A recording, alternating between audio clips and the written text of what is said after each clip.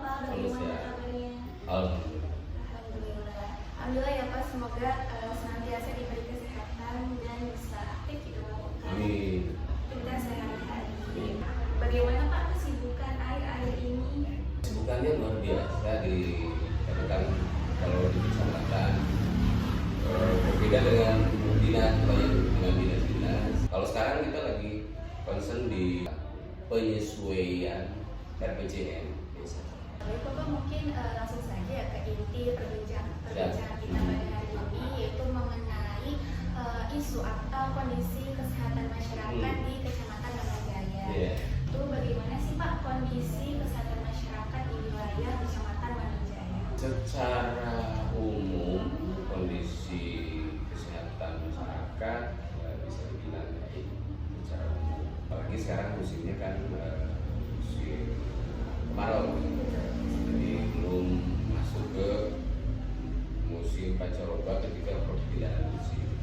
Nah, biasanya kalau perpindahan musim baru akan banyak masyarakat yang kena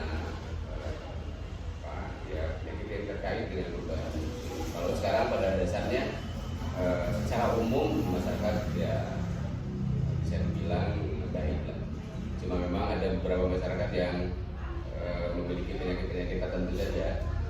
Ya, itu kan biasanya perubahan cuaca barulah ya flu, pilek, demam itu biasanya itu kalau di perubahan cuaca. Kalau kali ini kan kita pada saat tinggi-tingginya suhu kan sekarang di atas 30-an, masyarakat supaya sebaiknya untuk menghindari sengatan matahari langsung ya, supaya tidak berbahaya bagi kulit. Soal penyakit lainnya sih seperti tergantung dengan gaya hidup orangnya, makanya seperti hipertensi, diabetes, asam urat, kayak begitu biasanya kan itu terkait dengan gaya hidup. Meskipun memang kasusnya tidak terlalu banyak, karena kan untuk memperoleh datanya kita harus screening masyarakat. Kalau sekarang kan baru screeningnya di perangkat desa gitu kan. Berarti untuk penyakit tidak menular yang seperti bergantung pada gaya hidup seperti hipertensi dan diabetes itu kasusnya masih ada?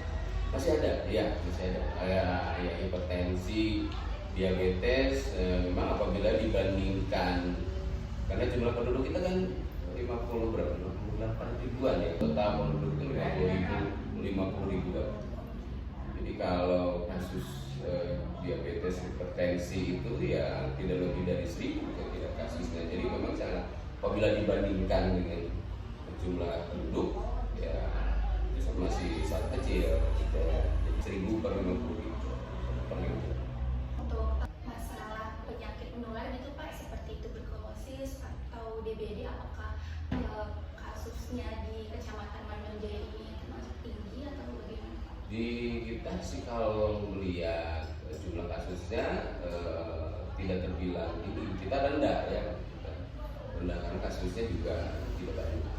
Biasanya kan kalau DBD ketika suhu tertentu saja kan gitu, ketika perkembangan nyamuknya lagi itu dunia, maka biasanya di tempat-tempat tertentu, kampung-kampung tertentu biasanya gitu. Kalau sekarang ketika kondisi seperti ini, saya kira belum ada kasus-kasus.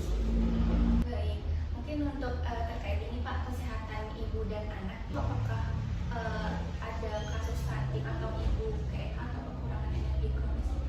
Ya, kalau tidak dipungkiri bahwa memang kasus stunting ada, tapi jumlahnya setiap bulan kita terus menurun. Karena kita juga terus bekerjasama lintas sektor terkait dengan bagaimana supaya tidak ada stunting baru dengan pemberian makanan tambahan.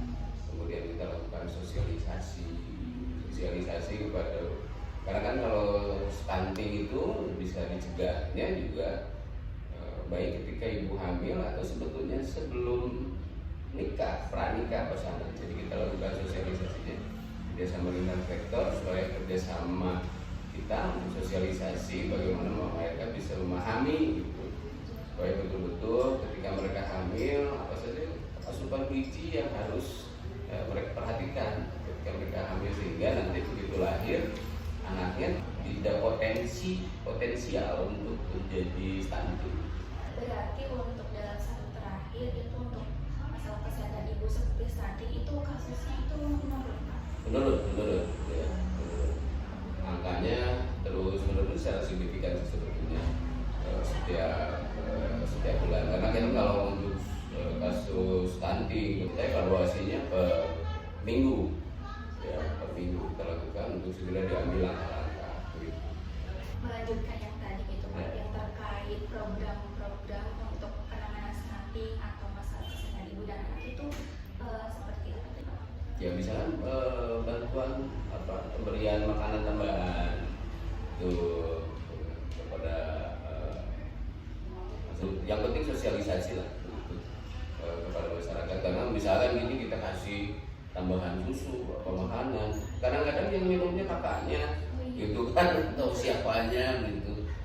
Jadi harus tepat sasaran sih. Nah betul. Mungkin untuk masalah tadi seperti hipertensi, diabetes, kemudian penyakit tidak menular seperti tuberkulosis dan DPD itu tadi, apakah sudah ada program khususnya gitu, Pak?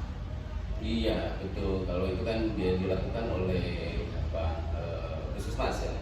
Ya puskesmas juga concern karena untuk penyakit-penyakit menular seperti itu menjadi konsentrasi khusus bagi puskesmas penanganannya, sehingga seperti tuberkulosis ketika persediaan obatnya mulai menipis gitu, itu juga mereka selalu segera melakukan langkah-langkah. Nah, bagaimana ketersediaan obat itu harus tetap ada. Jadi memang kecamatan ini terus bekerja sama gitu ya, Pak, dengan Terus ya kebetulan ya kita akan selalu bekerja sama dengan seluruh stakeholder yang ada di sini. Jadi tidak hanya puskesmas, kita juga dibantu dengan TNI, dengan Polri, Koramil dan Polsek, kemudian unsur-unsur lain, kader, semuanya juga kita libatkan. Pak, mungkin terkait kondisi sanitasi di wilayah Kecamatan Manunjaya seperti akses air bersih itu seperti apa, Pak? Kita sudah ada PDAM, jadi kita sudah ada PDAM, tapi untuk beberapa daerah itu ada yang sudah menggunakan sumur bor atau masih menggunakan sumur gali biasa. Ya memang di beberapa titik kalau kemaraunya panjang, ya kadang-kadang kekurangan juga air di beberapa titik. Makanya kita dengan pendamping merencanakan lah gitu. Apakah itu dari mitigasi bencana atau nanti pas darurat bencana misalkan, kita akan gunakan itu anggaran yang ada di desa, dana PTT-nya untuk bisa digunakan untuk kegiatan itu, atau dana mitigasi bencananya kita bisa gunakan untuk penyediaan air bersih dengan membangun pompa sumur bor misalnya. Kita juga sekarang bekerja sama untuk penyediaan air bersih dengan beberapa lembaga kemasyarakatan, yayasan. Alhamdulillah beberapa yayasan itu sudah berpartisipasi aktif untuk menyalurkan hibah sumur bornya. Baik, mungkin untuk kondisi jawaban keluarganya untuk masyarakat di Kecamatan Manunjaya ini rata-rata apakah sudah memakai jamban seperti itu? Iya, besar itu sudah menggunakan jamban sehat. Ya. Hanya sebagian kecil saja itu masyarakat yang masih menggunakan disebutnya yang itu masih di luar lah gitu. Mungkin untuk pengolahan sampah sendiri, Pak, di Kecamatan Manunjaya di masyarakatnya itu bagaimana sih, Pak? Nah, kalau pengolahan sampah, karena kita kebetulan ada armada sampah untuk Kecamatan Manunjaya. Nah, armada itu nanti mengangkut sampah rumah tangga.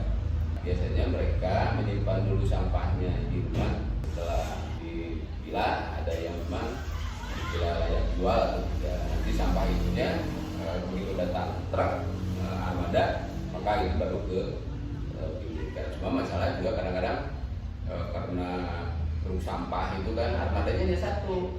Nah, ketika armadanya mogok, maka sampah yang sudah dijadwalkan itu kan tertunda. Nah, itu kadang-kadang. Kemudian kita juga sekarang mengembangkan sejenis bank sampah atau juga ada yang menggunakan pendekatan sedekah sampah. Maksudnya gini, kalau bank sampah kan masyarakat membawa sampah yang layak jual itu dibawa ke pengelola, kemudian ditimbang, kemudian dicatat, kemudian nanti dihitung, diuangkan.